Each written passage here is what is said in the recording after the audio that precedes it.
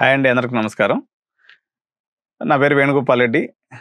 నెల్లూరు విద్యార్థులు, అదేవిధంగా మనకి చిత్తూరు, అనంతపురం, కర్నూలు విద్యార్థులకి మనకి నియర్ బైగా ఉన్నటువంటి తమిళనాడుకి సంబంధించినటువంటి కాలేజెస్ కానీ, యూనివర్సిటీస్ కానీ ఏమున్నాయని మనం చూసినప్పుడు, మనకు ప్రధానంగా చాలామంది పేరెంట్స్ అడుగుతూ ఉన్నారు, సార్ మాకు కొన్ని అన్నా యూనివర్సిటీ కాలేజెస్ కూడా కొన్ని చెప్పండి అని చెప్పేసి. ఇట్లా తీసుకున్నప్పుడు మనకి మంచి భోజనము, మంచి కాలేజీ, మంచి ఇన్ఫ్రాస్ట్రక్చర్ ఉన్నటువంటి కాలేజీ ప్రత్యూష ఇంజనీరింగ్ కాలేజ్ అండి.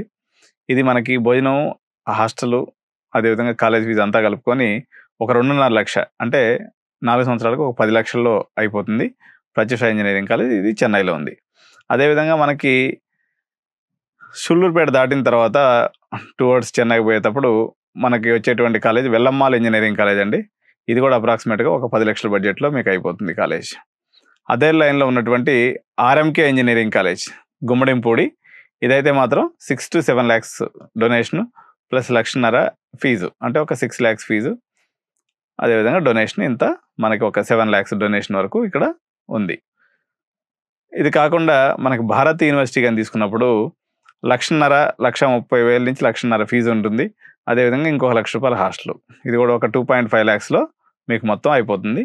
భారత్ అయితే చాలా బాగుంది, వాళ్ళ యావరేజ్ ప్యాకేజ్ కూడా బాగుంది, బాగా గ్రో అవుతున్నటువంటి మరో క్యాంపస్ అనమాట ఇది. అదేవిధంగా మనకి కనకత్లూరు, అంటే ఎస్ఆర్ఎం దాటిన తర్వాత మనకి కొంచెం ముందుకు పోతే వచ్చేటువంటి తక్షశిల యూనివర్సిటీ.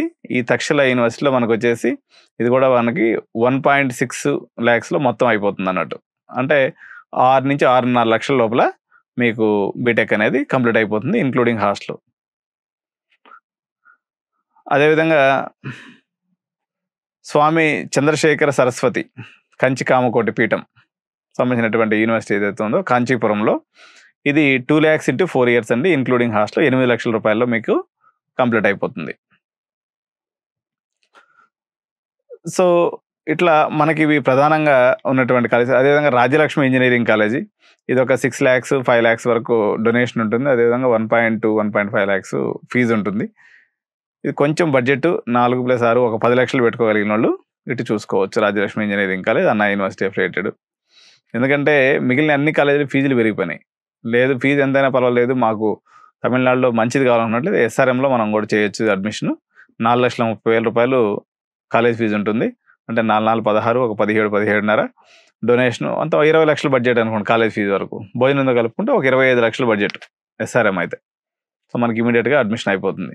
సో భారత్ అనేది మీకు యూనివర్సిటీస్ లెవెల్ తీసుకుంటే భారత్ అనేది ఎక్సలెంట్ ఆప్షన్ అండి.